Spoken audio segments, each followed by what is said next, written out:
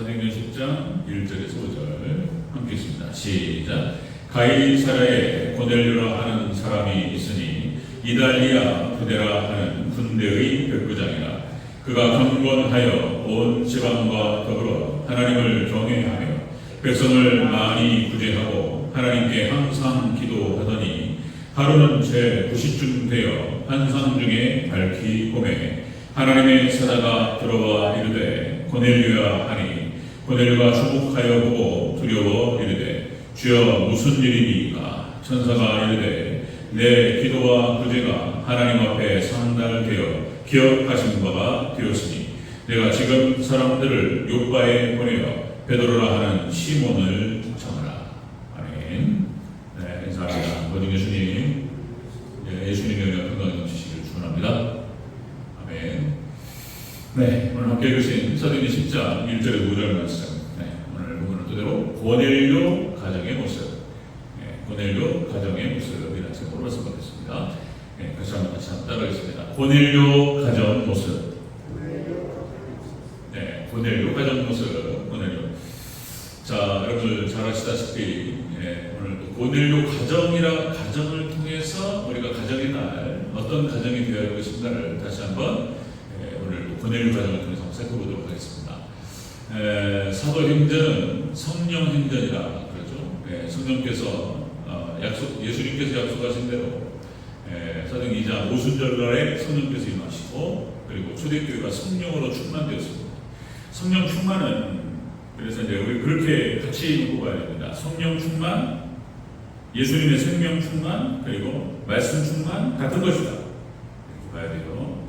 그래서 말씀을 떠난 성령은 있을 수 없고, 예수님 떠난 성령도 있을 수 없고, 그래서 우리 교회가 말씀으로 충만되고 예수님의 생명과 성령 충만되기를 주여로 축원합니다. 자, 그렇게 해서 초대교회가 성령 충만을 입고 말씀이 성도들을 통해서 선포되기 시작하고. 그리고 이제 말씀이 지배하기 시작하고 초대교회가 이제 하나님의 나라가 임합니다. 천국이 임하죠. 그리고 이제 모이면 기도하고 흩어지면 전도하는 그런 역사가 일어났습니다. 그렇게 전도가 쫙 흩어지는 가운데에서 이제 오늘 본문 고넬료 가정을 만나게 되죠. 베드로가. 자, 여러분들 이 고넬료 가정은 이방인 최초의 구원받은 가정이었습니다. 그죠? 이방인 최초입니다. 그러니까 이제 사도행전 성령께서 역사하셔서 쫙 퍼져나가는 가운데에서 이방인으로서 로마 군병이었고 이 사람 유태인도 아니었습니다. 이렇게 이제 이방인으로서 최초로 구원받은 그런 가정이었는데 어떤 모습이었기 때문에 구원받았을까? 이런 축복을 받았을까? 오늘 본문에 잘 나타납니다. 자, 여러분들, 구원받고 축복받은 가정, 자, 그 모습을 같이 한번 살펴보면서 우리가 어떤 가정을 세워가야 할 것인가를 다시 한번 생각해 보도록 하겠습니다. 자, 고넬료 가정 모습. 첫 번째로 온 집안이 더불어 하나님을 경외했다라고 기록되어 있습니다. 하나님 경외했다. 2절 읽겠습니다. 2절 시작. 그가 경건하여 온 집안과 더불어 하나님을 경외하며. 아멘. 하나님을 경외하는 가정이었다. 그죠? 고넬료의 가정은 하나님을 경외하는 가정이었다는 것입니다. 경외라고 하는 것은 뭐 두려워하다, 그 다음에 존경하다, 그 다음에 뭐 하나님으로 인하여 놀라다, 뭐 이런 뜻을 갖고 있어요.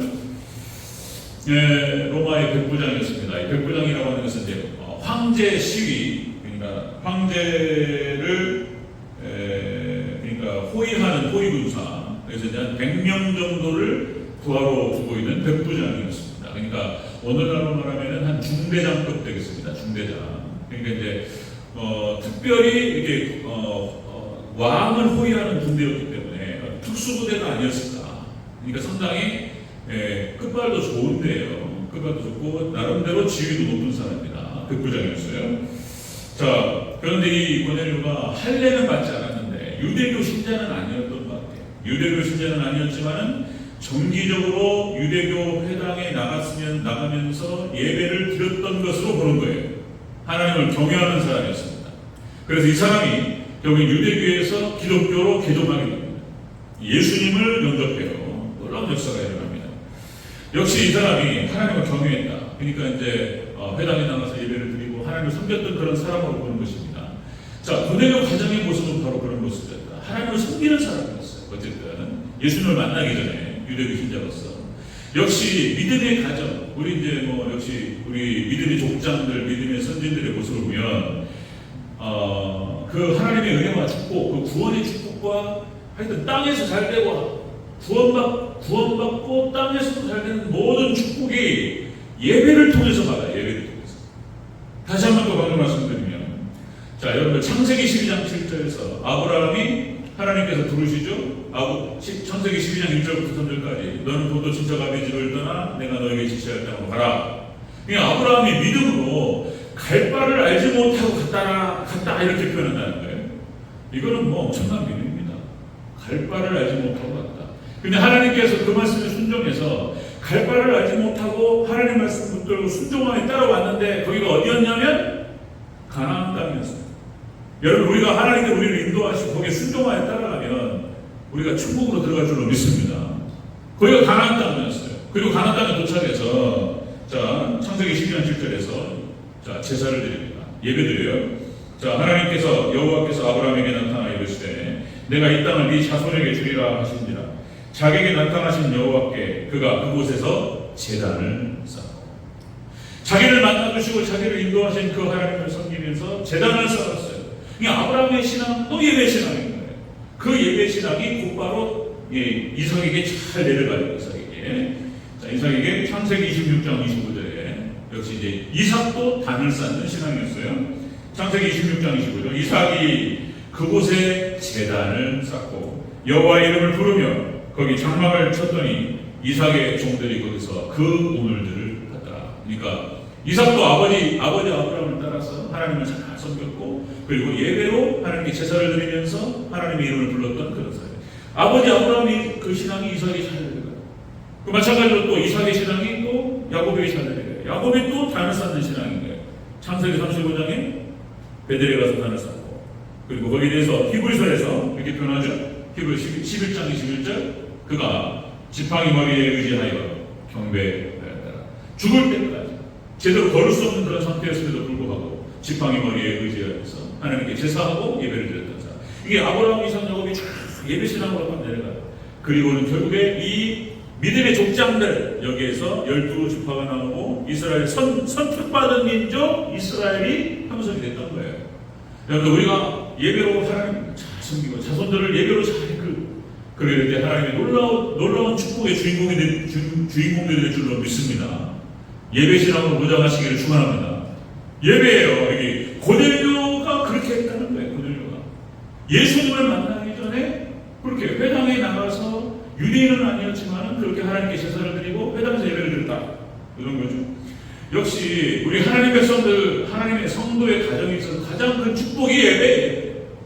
또 강조 말씀을 드립니다. 여러분들 유대인들은 예수를 믿지 않기 때문에 구원이 없어요. 그래서 유대인들도 결국은 기독교로 개종하고 예수님을 영접해야 돼요. 마지막 때가 되면 지금 이스라엘 땅에 급격하게 여러분들 교회가 세워지고 있어요. 그리고 많은 유대인들이 기독교로 개종하고 있어요. 이 마지막 징조예요. 예수님 하나님께서 이제 유대인들을 하나님께로 예수님께로 인도하시는 거예요. 그리고 어쨌든 간에 그들은 지금 예수님을 영접하지 않은 사람이라 할지라도 모세 오경을 가지고 회당에 모여서 모세 오경으로 하나님께 말씀을 묻더라요. 그리고 또 이제 뭐 청교도도 마찬가지고 역시 그래서 아직까지는 그 말씀 그대로예요. 말씀 그대로 역시 이렇게 온 세대가 할아버지, 아버지 그리고 아들, 뭐 증손자까지 그렇게 해서 통합 예배로 하나님께 잘 나가는 유대인들과 청교도들의 전통이 지금도 살아서 그렇게 하나님을 잘 섬기는 백성에게 하나님께서 모든 축복을 주셔요. 그래서 역시 아직까지 유대인들이 0.23%입니다. 0.23% 전 세계 퍼센테이지가 전 세계 80억 인구 중에서 0.23%에 불과한 유대인들이 23%의 노벨상을 가져가요. 100배. 노벨상 23%를 유대인들, 그러니까 하나님께서 지혜를 주시고 물질을 주시고 이 땅에서 권력을 주셔요. 믿음의 백성들에게. 여러분, 우리 성도님들의 자손들에게 이 축복이 있으실 줄 여러분 축원합니다. 축복이 다 가요. 모든 축복이 예배하는 자에게 하나님 다 주셔요. 청교도 전통 유대인들은 그렇습니다. 고넬료 가정이 이렇게 해가지고 축복을 받는 거예요. 하나님을 경외하는 가정이었다. 자, 두 번째 보면요. 이 고넬료 가정. 두 번째는 항상 기도했다라고 나와요. 항상 기도했다. 다시 한번 2절을 또 보겠습니다. 2절 있습니다. 시작. 그가 경건하여 온 지방과 더불어 하나님을 경외하며 백성을 많이 구제하고 하나님께 항상 기도하다니. 아멘. 항상 기도했다. 이게 나오죠. 그러니까 여기서 이제 기도에 힘쓰는 가정이었다. 우리가 여러 가지 힘써야 될 게 많아요. 우리 생업에도 열심히 노력해야 되고, 그죠? 자녀들도 잘 키워야 되고, 우리가 열심히 노력해서 땀 흘려서 해야 될 게 많습니다. 농사, 사업, 생업, 가정도 잘 돌봐야 되고. 그런데 역시 가장 중요한 것은 우리 신앙생활도 우리가 힘써서 노력해야 될 줄로 믿습니다. 힘써 기도하는 저와 여러분 되시기를 축원합니다. 기도하는데 힘쓰는 거예요. 그러니까 지금 고넬료 가정이 이런 축복과 이런 구원의 놀라운 역사를 맛보기 전에 이런 배경이 있었다는 거예요. 하나님을 경외하고 항상 기도했다는 거예요. 항상 기도에 힘썼다는 거예요. 여기서 항상이라고 하는 표현이 원어 표현이 파스라고 해요. 항상 이게 이 뜻이 모든 전체의 그 다음에 매일 각각의 이런 뜻이에요. 그러니까 자신의 삶에 부딪힐 수 있는 여러 가지 수많은 일들과 모든 문제 속에서 매일 모든 각각의 문제를 놓고 하나님께 기도했다 이런 뜻이에요. 여러분들 자녀의 문제, 그 다음에 여러분들 생업의 문제, 그 다음에 건강의 문제, 우리 삶에 부딪힐 수 있는 모든 문제를 가지고 하나님께 기도하는 저와 되시기를 축원합니다. 이 고넬료 가정이 그랬다는 거예요. 고넬료 가정이 지금 각각 모든 문제 속에서 역시 역시 말씀과 기도밖에 없는 거예요. 그죠? 기도예요. 예수님께서 기도의 본을 보여주셨고, 이렇게 기도하라 그렇게 보여주신 거예요. 그래서 이제 새벽에 일어나셔서 기도하시고, 그리고 모든 상황 가운데에서 항상 기도하셨어요. 하나님이신 예수님께서 기도 안 하셔도, 그죠? 기도 안 하셔도, 성부 하나님께 기도를 안 하셔도 예수님은 하나님이시기 때문에 그런 능력이 있었을 거란 말이죠. 그런데 예수님께서 이렇게 해야 된다라고 본을 보여주셨습니다. 아멘. 새벽에 기도하시고, 모든 사역에 지친 몸을 이끌고 기도하셨어요. 그리고 또 역시 성경상에 나타나는 모든 기도의 사람들은 하나님 놀라운 하나님께서 맡겨주신 사명을 감당하고 찬란하게 빛나는 그런 사람들이에요. 기도의 사람들. 다시 한번 말씀드리면 사무엘 기도 주는 죄를 범하지 아니하리라. 기도 사람 엘리야, 그죠? 열심히 특심이었어요. 그 특심인 열심을 가지고 기도했어요. 그 갈멜산 전투에서 나오잖아요. 고개 머리가 무릎 속으로 들어가요. 고개를 숙여가지고 머리가 밑으로 들어가요. 기도. 하나님 역사하소서. 기도해요. 자, 사무엘, 그 다음에 엘리야, 역시 이제 다니엘, 목숨 걸고 하루에 3번을 기도하고. 그죠? 기도의 사람들 찬란하게 빛나죠? 그죠? 다윗도 기도의 사람이었습니다. 자, 쭉 보면요. 사무엘상 23장 2절에 다윗이 왕이 되기 전에 얼마나 기도의 사람이었는지를 보여주고 있어요.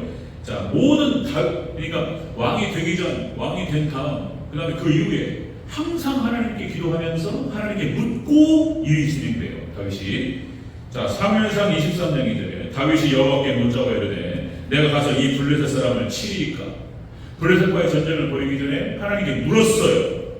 하나님 대답하셨어요. 왕이 되는 과정도 마찬가지입니다. 왕이 되는 과정도 사무엘하 2장 1절 그 후에 다윗이 여호와께 여쭤봐 이르되 내가 유다 한 성읍으로 올라가리이까. 여호와께서 이르시되 올라가라. 다윗이 이르되 어디로 가리이까. 이르시되 헤브론으로 가라. 구체적으로 하나님께 뭔가를 묻고 하나님께 기도했을 때 하나님께 직접적으로 말씀을 하셨다는 거예요. 이게 소위 직통계시예요. 하나만 더요. 왕이 된 다음에 사무엘하 5장 19절 다윗이 여호와께 여쭤봐 이르되 내가 블레셋 사람에게 올라가리까. 여호와께서 여호와께서 그들을 내 손에 넘기시겠나이까 하니 여호와께서 다윗에게 대답하시되 올라가라. 내가 반드시 블레셋 사람을 네 손에 넘기리라. 다윗에게 응답하셨어요. 그러니까 이제 신사동동 하시는 분들이 이거 성경이 이렇게 돼 있지 않냐. 다윗도 하나님께 묻고 하나님께 기도했다. 이게 직접 묻는 거예요. 이 부분에 대해서 그러니까 구약 성경과 신약성경이 기록되기 전에, 정경이 기록되기 전에, 하나님께서 그러니까 아브라함과 이삭까지 하고 성경이 없던 시절에 모세도 마찬가지고 다윗도 그렇고, 그러니까 하나님 직접 말씀하셨고 직접 들었어요. 그리고 기록됩니다. 그런데 여러분 성경 66권이 기록되고 이제 우리가 시편이 5권이라고 보는 거예요. 시편이 1권, 2권, 3권, 4권, 5권, 5권이 딱 묶여가지고 시편으로 편집됩니다. 그러니까 시편을 5권으로 보면 성경이 70권인 거예요. 70권. 7이라는 숫자인 거예요. 7. 70권으로 딱 이렇게 해서 규정이 됩니다. 정경이 확정되고 이 위에 다른 말씀을 하신다라고 얘기하면 이제는 기독교는 사라지는 거예요. 그래서 2000년 역사 가운데 오늘 오전에 말씀드렸던 것처럼 직통계시라고 얘기했던 사람들이 다 이단이 되어버려요. 다 하나님 말씀을 떠나가지고 엉망진창이 되어버립니다. 2000년 교회 역사 가운데 시행착오예요. 그래서 하나님께 주신 이 말씀, 하나님께서는 성령께서 기록하셨죠? 성경 하나님 66권, 70권은 성령님께서 40여 명의 제자를 통해서 성령님 감동하셔서 기록된 하나님 말씀이신 줄로 믿습니다. 그렇죠? 그냥 하나님께서 이 말씀과 동행하세요. 여기서 벗어나가지고 신사운동을 가버리면 이제는 뭐 성경을 다시 써야 된다고? 이게 되는 거죠. 모든 이 무질서와 혼탁함들이 교회 안에 들어가지고 엉망진창이 되버려요. 그래가지고 이단으로 전개됩니다. 여러분 청교도 시대 때에도 퀘이커 교도라고 해서 그때도 한번 말씀드렸던 것 같은데 예배하는 방식이 설교자가 없어요. 사회자가 있어요. 목회자가 사회자예요. 그래가지고 기도를 세게 하고 1시간, 2시간 막 기도하고 이제 그래서 앞에 이제 그 사회자가 하나님께서 말씀하신 분들은 일어나서 나와서 말씀해 주실 거랍니다. 그러면 거기에 있는 청중 중에서 하나님 성령 감동하신 분이 나와가지고 이제 말씀을 하는 거예요. 이렇게 우리 재개발 재건축 거기에 대해서 하나님께서 건축을 종교부지를 갖지 말고 나가라고 하셨습니다. 뭐 이렇게 감동하셨다는 거예요. 또 다른 분한테는 다르게 감동하고 이래버린다니까. 이제 이 자매하고 결혼하기로 하나님 말씀하셨죠. 자매님 하나님께서 저에게 감동하셨고 말씀하셨습니다. 자매님을 하나님 저에게 주셨습니다. 뭐 이래버려요 그냥. 근데 자매한테는 또 신호가 안 오고 이거 뭐 엉망진창이 되는, 제가 극단적이고 또 예민한 제가 예를 들은 거예요. 그런 식인 거예요. 그런 식이에요. 하나님, 그러니까 우리 신앙이라고 하는 것은 철저하게 여러분들 말씀을 중심으로 가요. 여러분들 자 한번 따라하겠습니다. 말씀 붙들고 생각하라. 말씀을 묵상하는 거예요. 말씀을 읽고 말씀을 듣고 말씀을 지켜 행하고, 그래야지 이게 하나님께서 원하시는 그런 인물이 나오는 거예요. 일 떠나버리면 이게 엉망진창이 돼가지고 사라져버립니다. 사라져버려요. 그리고 이제 불신자가 돼버려요. 사단이 그냥 놀아버려요. 그냥. 그런 사회가 2000년 역사 가운데 계속 반복됐어요. 그런 반복 가운데에서 나온 신앙의 원리가 개혁주의 원리와 청교도 원리가 나온 거예요. 하나님 중심으로 신앙생활 해야 되고, 말씀 중심으로 신앙생활 해야 되고, 교회 중심으로 신앙생활 해야 되고, 나온 거예요. 이 벗어나버리면은 그냥 사단이 갖고 놀아버려요. 나에게 주는 감동이 성령의 감동인지 사단의 감동인지 모른다니까. 구분이 안 돼요. 여러분들 반드시 성령께서 감동하실 때에는 우리는 말씀을 통해서 말씀을 깨닫게 하시고 말씀을 생각나게 하시고 말씀을 통해서 말씀을 통해서 주심을 믿으시기를 바랍니다. 말씀이 생각나요. 또 감동이라면 이런 거예요. 선을 이루는 거. 김 집사가 힘든가 보다. 뭐 얘기를 들었는데 김 집사를 위해서 기도하다가 하나님 마음에 감동을 딱 주셔가지고 너 이번에 저기 적금 타는 거 있잖아. 적금 1000만 원 타는데 11조 100만 원 내고 100만 원 정도는 김 집사 도와주라. 뭐 이런 감동이 온다는 거예요. 예를 들어서 그런 건 좋은 거예요. 그런 건 누구를 살리고 누구를 돕고 누구를 세우고 이런 건 좋은 거예요. 이거 하나님 주신 마음이에요. 그러면은 반드시 그 뒤에 그 감동대로 순종하면은 반드시 평안과 기쁨이 와요. 성령님이 역사하시면 그런 식으로 가요. 반드시 평안하고 기쁘고 모두가 다 화목하고 잘 되고 이런 거예요. 이렇게 되는 이게 감동이에요. 그런데 예를 들어서 뭐 거꾸로 간다. 김 집사가 이거 힘든다는데 힘들든지 말든지 뭐 아니면은 뭐 하여튼 안 좋은 쪽으로 그건 사단이 역사하는 거예요. 참 분별 잘해야 됩니다.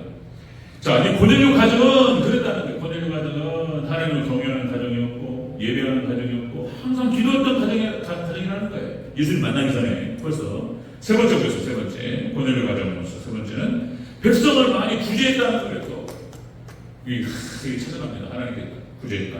다시 한번 읽겠습니다. 2절 10장 2절 다시 읽습니다. 시작. 그가 경건하여 온 지방과 더불어 하나님을 경외하며 백성을 많이 구제하고. 아멘. 항상 구제했다. 백성을 많이 구제했다. 백성을 많이 구제했다라고 하는 것은 이 고넬료 가정이 고넬료를 중심으로 해서 온 가정에 하나님의 사랑을 실천하는 데 노력했다는 거예요. 하나님의 사랑을 실천합니다. 하나님을 사랑하고 이웃을 사랑하라고 하는 율법의 말씀을 지켰어요. 율법의 말씀을. 그런 가정이었어요. 이게 축복받는 거예요. 이 구제라고 하는 것은 자비, 공정 이런 뜻이죠. 경제적인 어떤 도움을 주는 거예요. 구제가 경제적인 도움. 그러니까 가난한 사람들에게 물질을 주고 여러 가지 후원하는 거예요. 구제하는 거예요. 이렇게 하나님의 사랑입니다. 자, 하나님께서 이렇게 구제하는 자에게 어떤 축복을 주실지에 대해서 미리 말씀하셨어요. 구제하는 자, 구제가 뭘 받습니다. 다른 사람 구제하고 다른 돕는 거. 자, 시편 41편 1절 3절. 가난한 자를 보살피는 자에게 복이 있으며 재앙의 날에 여호와께서 그를 건지시리로다. 그가 이 세상에서 복을 받고 병상에서 붙드시고 병을 고쳐 주시나이다. 아멘. 이 하나님 약속이에요. 다른 사람을 구제하는 자에게, 가난한 자를 보살피는 자에게 복이 있으며. 그 다음에 또 두 번째, 잠언서 19장 17절. 가난한 자를 불쌍히 여기는 것은 여호와께 구워드리는 것이다. 가난한 자를 불쌍히 여기고 그에게 어떤 물질적인 후원을 하고 그를 구제하는 데 돕는 거예요. 그것이 하나님께 구워준대요. 하나님 갚아주신다는 거예요. 하나만 더요. 사도행전 20장 35절. 자, 예수님 하신 말씀이 주께서 친히 말씀하신 바 주는 것이 받는 것보다 복이 있습니다. 주는 자에게 복이 있다는 거예요. 주는 자에게. 받는 것도 참 복인데 우리는 저도 받는 거 좋아하는데 많이 회개하라고 노력해요. 회개해서 더 많이 주기 위해서 노력해야겠다. 우리 교회는 주는데 주는 복이 있는 교회가 되기를 축원합니다. 주는 자가 복이 있어요. 복이 더 많습니다. 복이 더 커요. 그러니까 여러분들 그 서양에서 이게 이제 로마에서부터 시작된 건데 노블레스 오블리주, 그죠? 서양에서 나오는 어떤 기부 문화, 구제 문화죠. 그래서 이제 노블레스 영어 프랑스어 그러니까 노블레스 오블리주 프랑스 발음인데 영어식 발음으로는 노블레스 그러니까 축복을 받지 못한 자에 대한 오블라이지 그러니까 책임, 의무 이런 뜻이에요. 축복받은 자로서 축복받지 못한 자에 대한 그런 책임을 갖는다. 그래서 당시에 귀족이라든지 왕족이라든지 그리고 부자라든지 이런 사람들이 기독교 문화에요. 선한 사마리아 사람의 정신. 이 선한 사마리아 사람의 비유는 예수님을 말하는 거예요. 너희도 이웃이 되어주라. 그리고 기독교 정신에 입각해서 노블레스 오블리주가 서양 문화에서 로마 시대 때부터 발전하기 시작합니다. 그래서 그 문화로 인해서 많은 사람들을 도와줬어요. 야베 족속. 선교와 구제를 많이 했습니다. 그러니까 여러분들 그러니까 유럽 사회에 기독교가 번성할 때, 야베 족속을 통해서 기독교가 쫙 전 세계로 퍼져나갈 때, 영국을 통한 선교도들뿐만 아니라 그 대륙에 있었던 유럽 사회에 있었던 어떤 기독교 세계관 이것이 문화화돼가지고 이렇게 많은 기부. 지금도 기부 문화가 있어요. 미국이라든가 부자들은요, 뭐 빌 게이츠라든지 이런 사람들 막 기부하잖아요. 뭐 1,000억, 뭐 1조, 여기까지 뭐 기부한단 말이에요. 돈이 있으니까. 그러니까 이제 이런 문화. 그래서 하나님께서 그래서 야베 족속에게 축복하셨어요. 전 세계를 야베 족속이 지배하는 거예요. 지금도 서양 사람이. 다른 게 아니고 주는 거예요. 주는 자에게 복이 있을 줄로 믿습니다. 하나님께서 30배, 60배, 100배로 갚아줄 줄로 믿습니다. 그런 거예요. 그래서 이거 아니까 저도 이걸 아니까 많이 주려고 노력해요. 좀 아주 빠듯하고 때로는 모자라요. 그런데 띄어서 좀 덜 먹고 좀 안 비싼 거 먹고 그리고 이제 그 없는 중에서도 누굴 줬고 이런 거죠. 그죠? 내가 다 먹고 막 먹고 남은 걸 주는 게 아니고, 그죠? 예, 그 없는 중에서도 쪼개서 이렇게 나눠주는 거죠. 예, 하나님 크신 은혜가 주고 있을 줄 믿습니다. 고넬료 가정이 그랬다는 고넬료 가정이 이렇게 하나님을 경외하고 항상 기도에 힘쓰고 그리고 구제했다는 거죠. 그래서 이 고넬료 가정이 이방인 최초의 개종됐어요. 유대교에서 기독교로 개종했고 구원받은 가족이 되었던 것입니다. 아멘. 우리 성도님들 그럼 복된 가정이 되시기를 주 여러분과 축원합니다. 하나님을 경외하시고 항상 기도하시고 그리고 나눠주고 누구 돕고 이렇게 이런 축복이 있기를 다시 한번 축원합니다.